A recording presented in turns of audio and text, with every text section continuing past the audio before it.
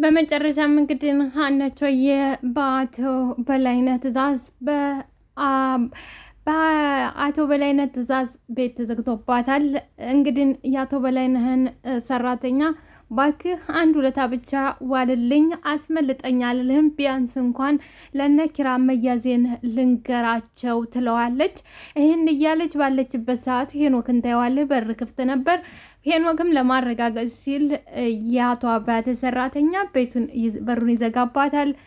እንግዲህ ለማጣራት ሙከራ እያደረገ ባለበት ሰዓት ቤት ትመጣለች። ምን ታደርጋለህ እዚህ ትለዋለች። እናንተ ቆይ ያማችኋል ወይ ሀናን ለምንድን ነው እዚህ ያያዛችኋት በማለት ጥያቄ ያቀርብልናል። ምንድነው አቶ በላይነህ ቤት ድረስ መጥተህ ጀግና ጀግና የሚያጫውት ትላለች። ቤት ሄኖክም ቆይ ለእናንተ የሰው ልጅ አሸንጉሊት መጫወቻ ነው ወይ በማለት ጥያቄ ያቀርብ።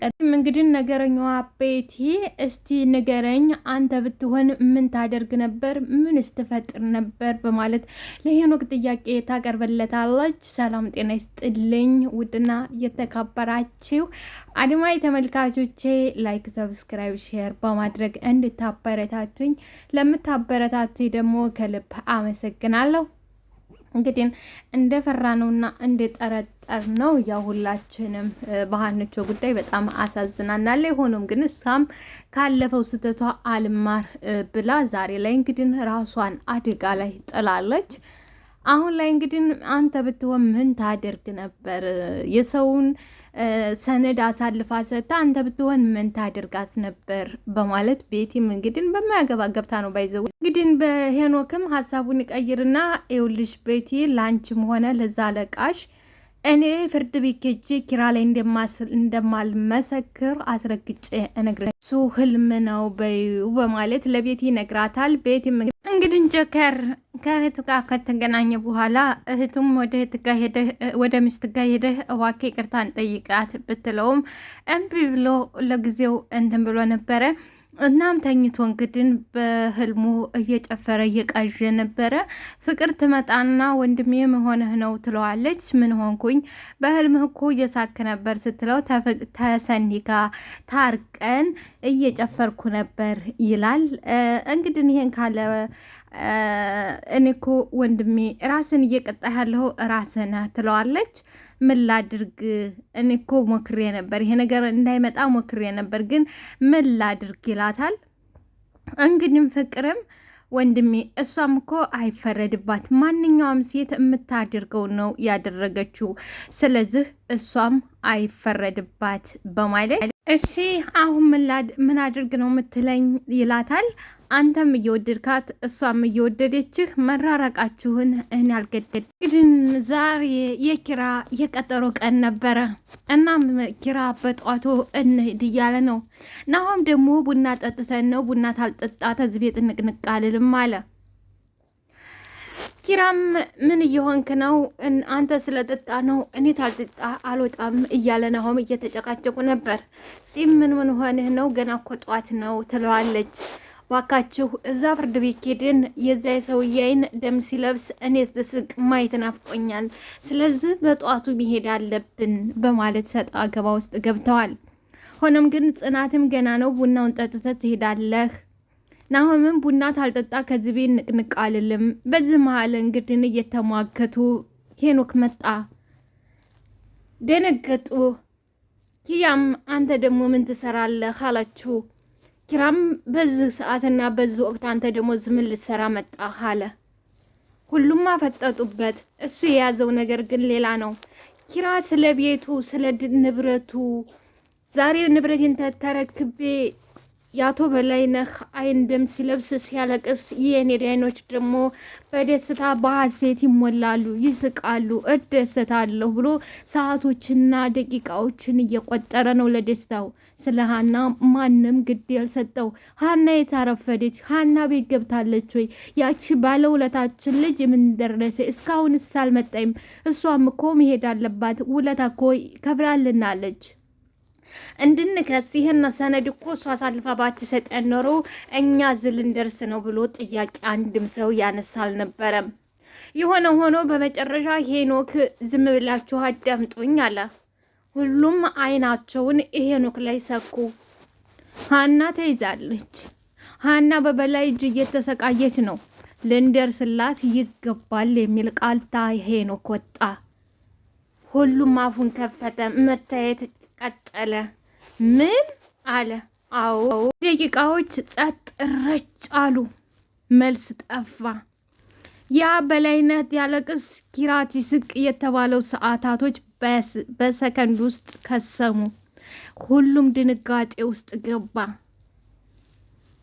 እንግዲህ ጸጥ ረጭ ካሉ በኋላ ጨክኖ የማይጨክን እሷን በስ ነገር ጨክና የማትጨክነው ሄኖክ መላ ፈጠረ። ታግታ የነበረችውን ሀንቾዬን ሄኖክ ሊያስመልጣት ችሏል። እንዴት? ምን አድርጎ ካላችሁ መጀመሪያ ሀንቾን ቤት ያነጋግራታል። አማን ነበር ጠባቂው። አማን እየጠበቀ በር ላይ ሆኖ ሰኒ በሩን አንኳኳች። ወደ ሰኒ አማን በሩን ስከፍቶ ማነሽ? ምን ፈልገሽ ነው? ምን ልርዳሽ? ሲላት የዚህን ሰዓት እንግዲህ ሄኖክ ደረጃው ላይ የወደቀ መሰለ። ሄኖክ ከመውደቁ በፊት ሀንቾዬ ከቤቱ ወታ በራ ተሰወረችበት። ወደ ጎን ተደበቀች። ሀንቾዬ ታች መውረዷን ያረጋግጠው ሄኖክ ተደረጃ ላይ ወደቅኩ ብሎ ጮኸ። አማንም ወደ ወደቀው ወደ ሄኖክ ለማንሳት ሲል በዚህ መሀል እንግዲህ ሀንቾዬ በሩን ከፍታ ተሰኒካ ተገናኘች። ፈርቼ ነበረ፣ ተጨንቄ ነበረ። የሆነ ሆኖ ለአሁን ተዳንኩ፣ የነገውን ደግሞ ፈጣሪ ያውቃል በማለት በዚህ ሰዓት እንግዲህ ኪራ ደረሰላት። አማን ያላየ መስሎ ነበረ ትወጣ። ሄሎ አለቃ እንዳልከው መጥተው ወስደዋታል ብሎ ለአለቃው ተናገረ። ይሄ ኪራ ያጧት የተደሰተውና ሰዓታቱን በደስታዬ ፊሽካ እነፋለሁ እደሰታለሁ ያለው ኪራ ተጨነቀ። ጠበቃውም እንዴ መሆናችሁ ነው የተጨነቃችሁት?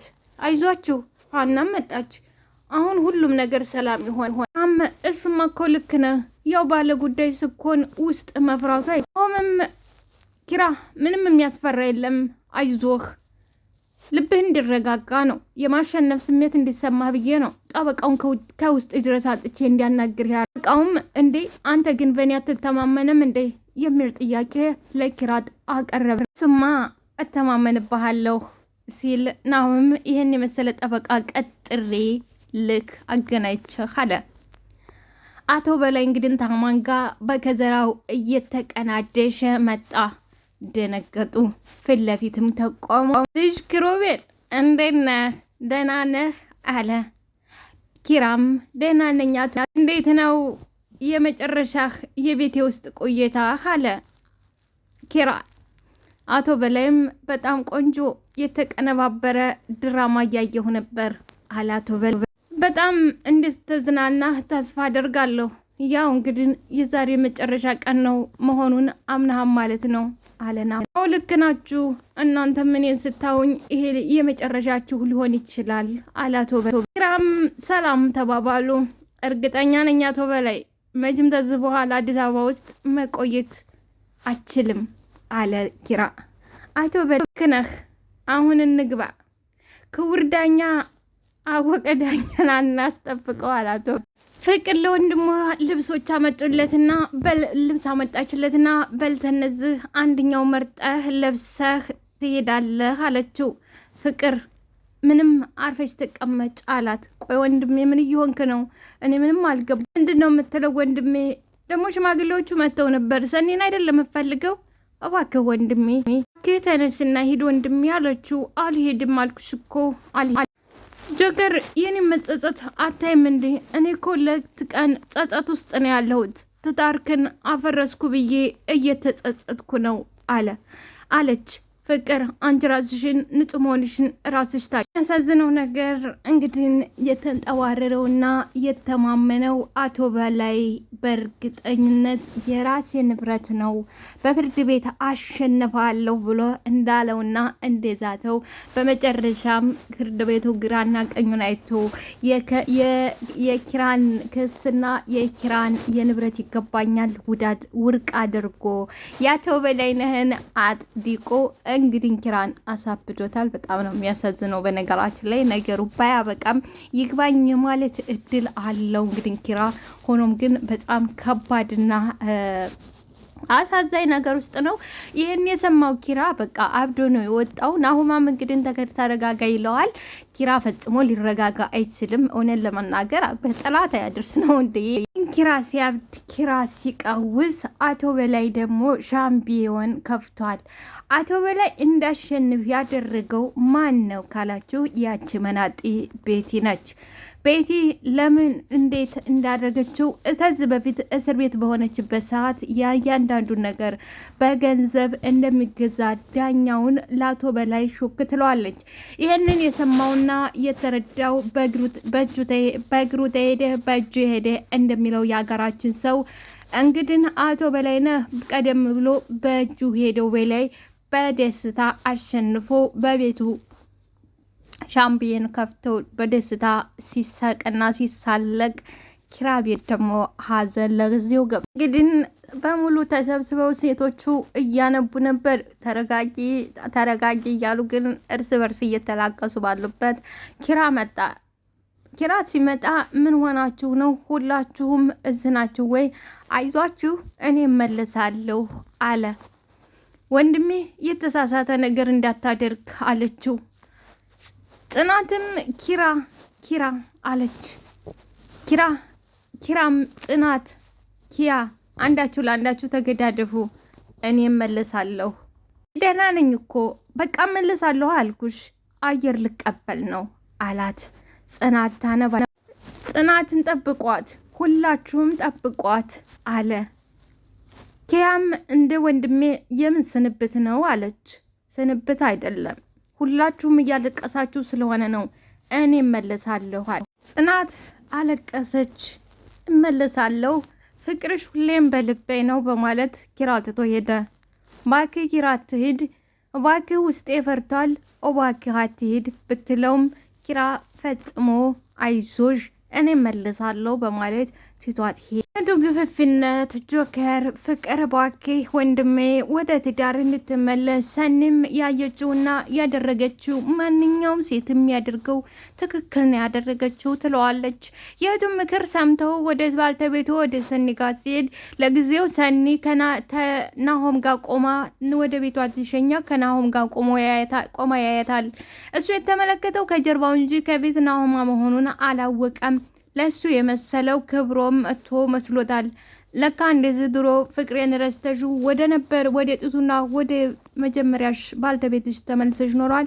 ይህን ታደርገዋለሽ ብዬ አልጠበቅኩም በማለት ልቡ የተሰበረው ጆከር ወደ ኋላ ሲመለስ በሚያሳዝን መልኩ የስፒድ ስጦታ ነው በማለት ወግተው ሜዳ ላይ ጥለውት ይሄዳሉ።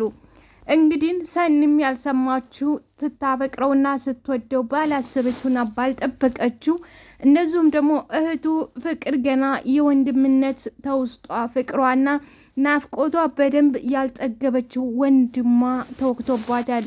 በማካላችሁ የስፒድ ስጦታ ነው፣ ስፒድ የላከልህ የደስደስ የእህትህን ስላገኘ የደስደስ ስጦታ ነው በማለት ነው ወቅተው ጥለውት ይሄዱ። እንግዲህ ኪራ ሽጉጥ ይቀበላል። አቶ በላይን በእጀ በቀለዋለሁ በማለት ወደ አቶ በላይ ቤት ይገባል። አቶ በላይ ወርቆ ነበር። አቶ በላይ ቢለውም ፈጽሞ አቶ በላይ ሊሰማም ሊለማም አልቻለም። ማን ነው የቀደመኝ? ማን ነው እንደዚህ የቀደመኝ? በእጄ ጥቃቴን እወጣለሁ ትል ማን ነው ቀድሞኝ እንደዚህ የሰራው? በማለት በቁጭት ይናድዳል። ያቺ መናጢ ቤት ደግሞ ኪራ ላይ